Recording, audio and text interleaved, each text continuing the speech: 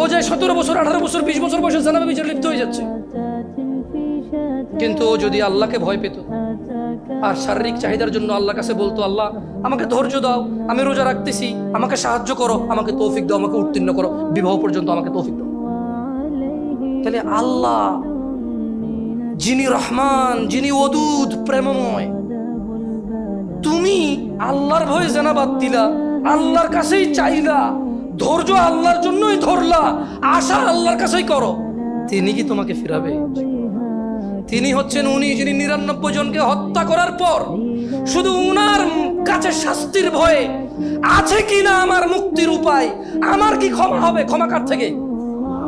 তাহলে ওই যে বনি ইসরায়েলের ঘটনা, ও 99টা মানুষকে মারার পর কার কাছে ক্ষমার জন্য, ক্ষমা হবে কিনা ব্যাকুল হয়ে গেছে, কার কাছের জন্য?